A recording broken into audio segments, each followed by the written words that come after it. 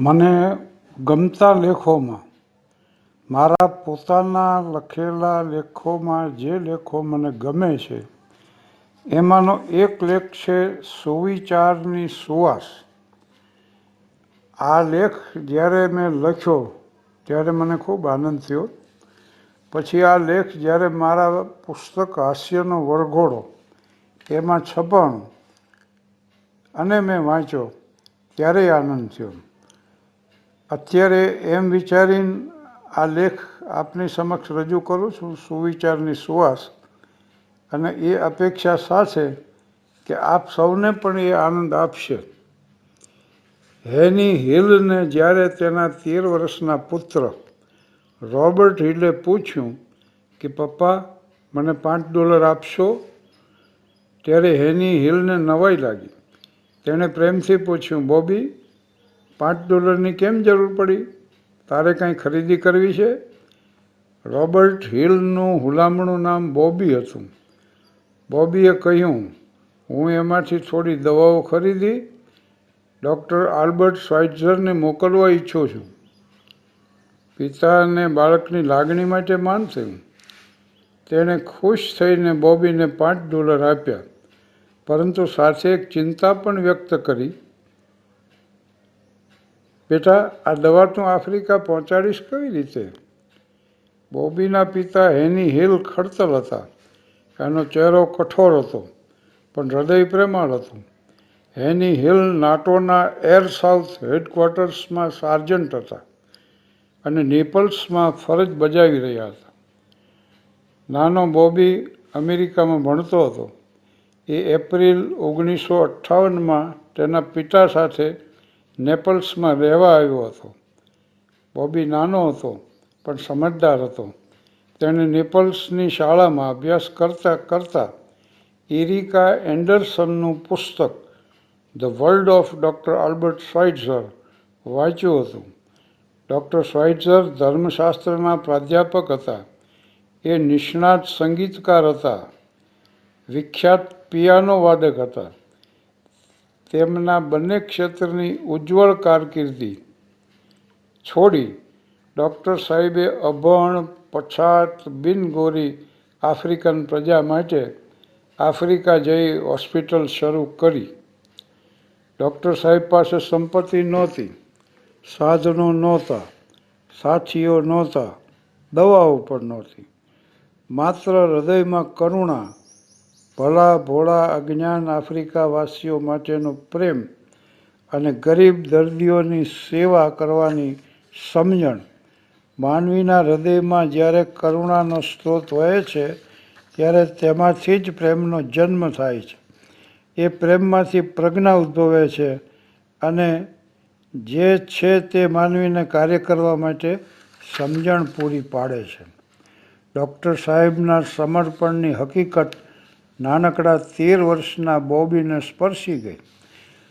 જ્ઞાન જ્યારે આચરણમાં આવે ત્યારે એ સદ્ગુણ બને છે અને જ્ઞાની સદાચારી બને છે.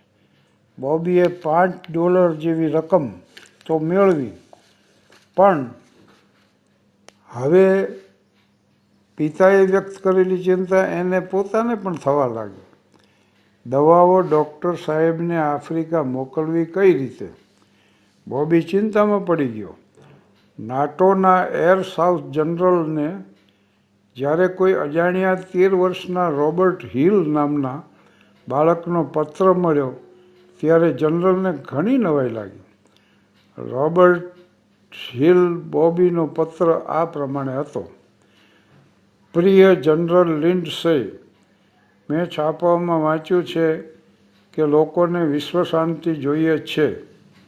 મારા પિતાએ પણ કહ્યું કે નાટો સંસ્થા વિશ્વ શાંતિ માટે રચાઈ છે.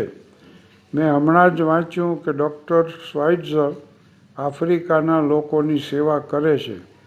હું તમને એ માટે પત્ર લખી રહ્યો છું. ડૉક્ટર શ્વાઇત્ઝરને મોકલવા માટે મને થોડી દવાઓ ખરીદી આપો. તેમણે કહ્યું, મારાથી બનશે એટલી દવાઓ તને ખરીદીને આપીશ, પણ દવાઓ ડૉક્ટર આલ્બર્ટ શ્વાઇત્ઝર સુધી પહોંચાડવાની કોઈ વ્યવસ્થા થવી જોઈએ. મને વિચાર આવે છે કે સ્વાઈત્સર જ્યાં રહે છે ત્યાં તમારું વિમાન જવાનું હોય તો તે મારી દવાઓ પહોંચાડી શકે. કદાચ બીજા લોકો પણ સ્વાઈત્સરને દવા મોકલવા ઈચ્છતા હોય. તમને મેં આવો પત્ર લખ્યો છે એ વિશે મેં મારા પિતાને જણાવ્યું નથી, પણ મને વિશ્વાસ છે કે તમને વાંધો નહીં હોય. તમે મદદ કરી શકશો તો આભારી થઈશ. રોબર્ટ એ હિલ, ઉંમર વર્ષ 13. મૂંઝાયેલા બોબીને એક દિવસ જ્યારે જનરલ લિન્ડસેનો પત્ર મળ્યો ત્યારે તેને નવાઈ લાગી. પત્રમાં જણાવ્યું, પ્રિય રોબર્ટ, તારી દવાઓ ડૉક્ટર આલ્બર્ટ સ્વાઈત્સરને જરૂર પહોંચાડી દઈશ. આ ઉપરાંત હું તારો પત્ર ઇટાલિયન રેડિયોને મોકલી આપીશ, જે તેના 24મો કલાક કાર્યક્રમમાં સારા કાર્યોમાં સહાય કરવાની અપીલ પ્રસારિત કરે છે. તો નિરાશ થઈશ નહીં. બીજાને મદદ કરવા ઈચ્છનારા લોકોનો દુનિયામાં તોટો નથી. General Lindsay. બોબી આનંદથી નાચી ઉઠ્યો. જનરલ જેવા મોટા માણસે પોતાના પત્રની નોંધ લીધી અને તેનો અત્યંત આનંદ થયો. નોંધ લીધી એટલું જ નહીં, જવાબ પણ આપ્યો અને દવાઓ પહોંચાડવાની ખાતરી પણ આપી. નાના બાળકના નાનકડા સારા કાર્યનું ઘણીવાર મોટું પરિણામ આવે છે. રોબર્ટ હિલનો પત્ર ઇટાલિયન રેડિયો પરથી અંગ્રેજી, ઇટાલિયન, ફ્રેન્ચ અને જર્મન ભાષામાં પ્રસારિત થયો. પરંતુ નાના બોબીને નવાઈ તો ત્યારે લાગી જ્યારે ઇટાલિયન રેડિયોના સ્ટેશન ડિરેક્ટર તરફથી તેને રેડિયો સ્ટેશનમાં આવી પોતાની અપીલ રજૂ કરવા આમંત્રણ મળ્યું. બોબીને તેના પિતા હેની હિલ રેડિયો સ્ટેશન પર લઈ ગયા. બોબીએ પોતાની સાવ સરળ ભાષામાં ડૉક્ટર આલ્બર્ટ સ્વાઈત્સરના માનવતાના કાર્યમાં દવાઓ આપી મદદ કરવા અપીલ કરી. એક દુભાષિયાએ તેની અપીલનું ભાષાંતર કર્યું અને બોબીની યોજના લોકો સુધી પહોંચી. ડૉક્ટર આલ્બર્ટ સ્વાઈત્સરે પોતાનું કામ કરતા હતા તે વખતે તેમને એક તાર મળ્યો. તાર વાંચી ડૉક્ટરની નવાઈનો પાર ન રહ્યો. તારમાં વિગત હતી, ઇટાલીની પ્રજા દ્વારા આપને ભેટ આપવામાં આવેલ 9000 રતલ વજનની દવાઓ આપ ક્યારે સ્વીકારી શકશો? ડૉક્ટર સાહેબને આશ્ચર્ય થયું. આટલો મોટો દવાનો જથ્થો કોણે ભેગો કર્યો છે? કોણે પ્રેરણા આપી છે? સાથે મૂંઝવણ પણ થઈ કે આ દવાઓ કેટલી જગ્યા રોકશે. ઘણી ખરી દવાઓ રેફ્રિજરેટરમાં રાખવી પડશે. રેફ્રિજરેટર તો હોસ્પિટલમાં છે નહીં. દવાઓ રાખવા માટે સ્ટોર રૂમ પણ નાના છે. આમાંથી થોડી દવા પેરુના આદિવાસીઓ માટે ચાલતી હોસ્પિટલમાં મોકલી શકાય? ડૉક્ટર સ્વાઈત્સરે આવા ઘણા પ્રશ્નો જનરલ લિન્ડસેને પૂછ્યા. જનરલે તમામ પ્રશ્નોના સંતોષજનક જવાબો આપ્યા અને જ્યારે એ પણ જણાવ્યું કે 13 જ વર્ષની ઉંમરના રોબર્ટ એ હિલ, બોબી નામના બાળકની પ્રેરણાથી આટલો દવાનો સંગ્રહ થઈ શક્યો છે, ત્યારે ડૉક્ટર સાહેબને અનંત આનંદ થયો. બોબીની અપીલ પ્રથમ 4 ભાષામાં પ્રસારિત થઈ. પછી બોબીના પોતાના અવાજમાં અપીલ રજૂ થઈ. તેની જનસમાજ પર જાદુઈ અસર થઈ. બાળકની નિર્દોષતામાંથી પ્રગટેલી કરુણાની ધારામાં સૌ શ્રોતાઓના હૈયા ભીંજાઈ ગયા. અપીલના પ્રતિભાવમાં $5 લાખની દવાઓ નેપલ્સ આવી પહોંચી. મોટાભાગની દવાઓ લેપેપિત્ત નામની પ્રસિદ્ધ દવાની કંપનીએ આપી હતી. બીજી દવાઓ નાગરિકો તરફથી મળી હતી. નિષ્ણાત ડૉક્ટરોની એક સમિતિએ દવાઓ તપાસી ભૂમધ્યવર્તી આફ્રિકાના હવામાનને અનુકૂળ આવે એ રીતે અલગ પાડી દીધી હતી. બોબીની જેમ 50 બાળકોએ પોતાની બચતમાંથી, ખિસ્સાખર્ચીમાંથી રોકડ રકમ મોકલી હતી. $4 માંડીને ₹50 સુધીની રકમ મોકલવામાં આવી હતી. 11 વર્ષના એક બાળકે જણાવ્યું કે કઈ દવા ખરીદવી એ ખબર નહીં પડતી હોવાથી હું થોડી બચત મોકલી આપું છું. મને આશા છે કે બીજા મિત્રો પણ આ રીતે મોકલશે. ડૉક્ટર શ્વાઇત્ઝરે જ્યારે જાણ્યું કે દવાઓ મોકલવાની પ્રેરણા આપનાર બાળક નીગ્રો છે, ત્યારે એમને બાળકને મળવાની ઈચ્છા વ્યક્ત કરી. બોબીને નવાઈ લાગી જ્યારે તેણે જાણ્યું કે ડૉક્ટર આલ્બર્ટ શ્વાઇત્ઝર જેવા એક મહાન ડૉક્ટર તેના જેવા એક સામાન્ય કિશોરને મળવા ઈચ્છે. બોબી તૈયાર થઈ ગયો.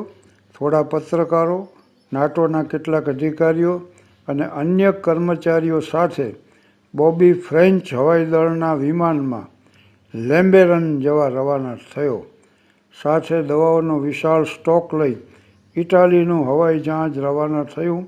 નેપલ્સથી લેમ્બેરનની ફ્લાઇટ 16 કલાકની હોવાથી વચ્ચે નાઇજીરિયાના કાનો એરપોર્ટ પર કાફલો રોકાયો. નાઇજીરિયા ટાઇમ્સમાં બોબીની હકીકત ફોટા સાથે છપાઈ. હવે એ જ્યાં જતો ત્યાં લોકો તેને ઓળખી જતા.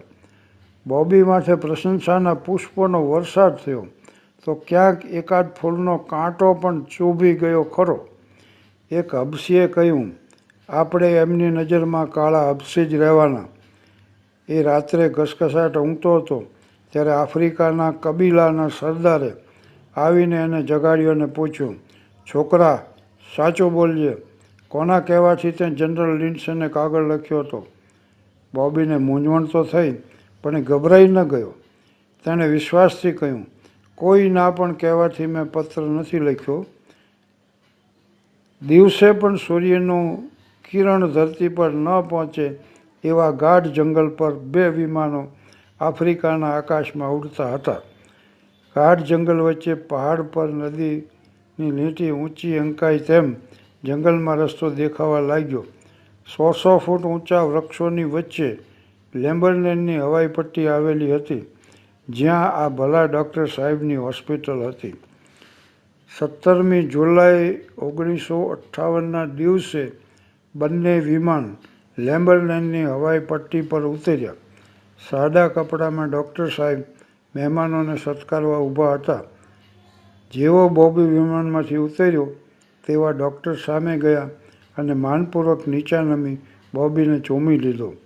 ફ્રેન્ચ ભાષામાં એટલું જ બોલ્યા, કેવો મજાનો છોકરો છે. બોબી કાંઈ ન બોલી શક્યો. એની આંખમાં આંસુ માત્ર હતા. 13 વર્ષના મહેમાનને લઈ 86 વર્ષના ડૉક્ટર આલ્બર્ટ શ્વાઇત્ઝર હોસ્પિટલમાં દાખલ થયા.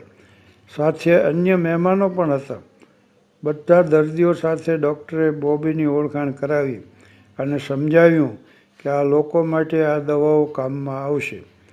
એક નર્સે દુભાષિયાની ફરજ બજાવી. બપોરે તદ્દન સાદું ભોજન મહેમાનોને પીરસવામાં આવ્યું. ડૉક્ટર સાહેબે એ વખતે બોબી અને દવાઓ મોકલનાર તમામ દાતાઓનો આભાર માન્યો અને કહ્યું, મને આવો કદી વિચાર નહોતો આવ્યો કે એક નાના બાળક દ્વારા મને આ રીતે આટલી મોટી સહાય મળશે. બોબી 2 દિવસ લેમ્બેરેનમાં મહેમાન તરીકે રહ્યો. ત્રીજે દિવસે સૌ નેપલ્સ જવા રવાના થયા. ત્યારે ડૉક્ટર શ્વાઇત્ઝરે સીસમના લાકડાનો એક ડબ્બો બોબીને ભેટ આપ્યો અને કહ્યું, આ તારી માતા માટે છે. બોબી પોતાના ઘરે પહોંચ્યો.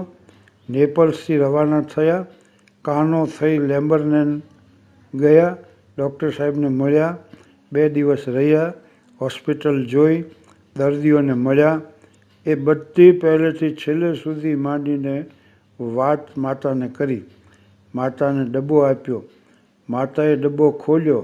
એમાં એક ચિઠ્ઠી હતી. ચિઠ્ઠી વાંચતા જ માતાની આંખમાંથી આંસુઓની ધારા વહેવા માંડી. ચિઠ્ઠીમાં એક જ વાક્ય લખ્યું હતું, બોબી જેવા બાળકને જન્મ આપનાર માતાને પ્રણામ, ડૉક્ટર આલ્બર્ટ શ્વાઇત્ઝર.